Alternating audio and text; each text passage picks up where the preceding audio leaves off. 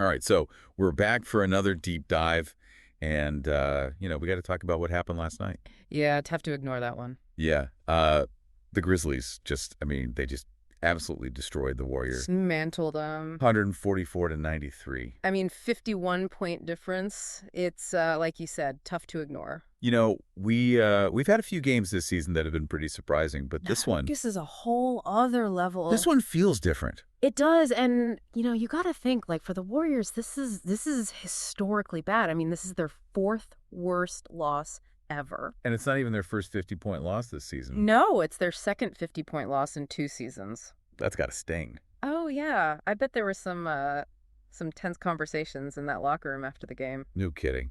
Well, we've got a lot to unpack here, so I guess let's start with how the Grizzlies even pulled this off. Right, right. I mean, you look at the box score, and it's like they were just firing on all cylinders right from the start. Oh yeah, that first quarter. I mean, they were up by what, 22 points by the end of it? 22 points, and they just they never really let up, It was like they couldn't miss.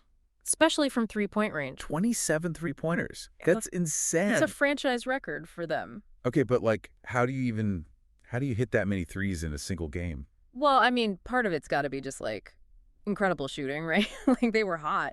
But you also got to look at the Warriors' defense. Yeah, that's true. I mean, the Warriors, they're usually known for their defense. Right, and that's the thing. It wasn't just that the Grizzlies were hitting everything. It was that the Warriors weren't even contesting a lot of those shots. So, are we saying that the Warriors just gave up? No, I wouldn't say gave up, but there were definitely some lapses, maybe some miscommunication, some missed assignments, whatever it was. The Grizzlies were able to exploit it. Yeah, they definitely took advantage of it.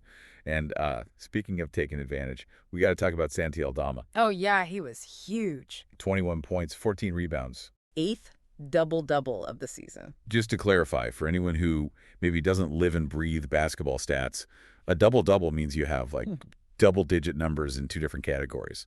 So in this case, points and rebounds. Right, and Aldama was just everywhere. Hitting shots, grabbing boards. I mean, he was a beast. He really was. Well, So, okay, we've talked about the Grizzlies, how they were basically unstoppable. But, we got to talk about the Warriors. the other side of the coin. What happened to them? They've been such a powerhouse for so long. Well, it's hard to say for sure, but I think the first thing you got to look at is Steph Curry. Yeah, he had a rough night Rough is putting it mildly. 2 points, both from free throws, and missed all 7 of his field goal attempts. including 6 3-pointers. He's Steph Curry. He's supposed to be the three-point king. I know, it was almost painful to watch. And to put this in perspective, this is the first time in his entire career that he hasn't made a single field goal in a game where he played at least 12 minutes. Yeah, I mean, everyone has an off night, right? But Yeah. still, coming from Steph Curry, Yeah, that's pretty unheard of. yeah. And it wasn't just Curry. Draymond Green didn't score at all either. 0 points in 19 minutes. And at this, his plus-minus was -42. -32. -42, meaning while he was on the court, the Warriors were outscored by 42 points.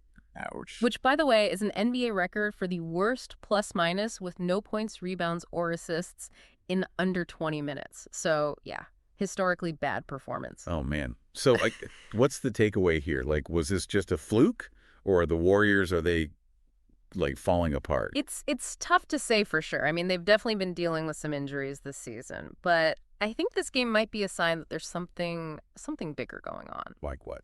Well, their defense, for example. Yeah, they weren't exactly shutting down the Grizzlies. Right, and especially against a team like the Grizzlies, who rely so heavily on 3-pointers. If you can't figure out a way to defend against that, you're going to have a bad time. So basically, the Warriors need to adapt. I think so, yeah. They need to figure out how to adjust their strategy, especially against these teams that are, built around 3-point shooting. All right, well, so how did the Warriors, what was their reaction to this pretty massive loss? Well, Steph Curry, he didn't mince words. He called it embarrassing. Yeah, I can imagine. He said they just couldn't match the Grizzlies' intensity, their aggression. Yeah, that makes sense. And what about Coach Kerr? He called it a humbling defeat. Yeah, that seems about right. I mean, they're 14-12 now, which puts them at 10th place in the Western Conference. And they've lost, 9 of their last 11 games? Yeah, it's not looking great for them right now. But on the flip side, the Grizzlies are looking pretty good. 18-9, that's a solid record. Yeah, they're definitely exceeding expectations this season. So, like, big picture here, what does this game tell us about, like, the state of the NBA right now? Like, are the Grizzlies for real? Are the Warriors done? What's going on? Well, it's still early in the season, right? So it's hard to say for sure. But I think this game definitely shows that, the Grizzlies, they're not a fluke. Right. They're a legitimate contender.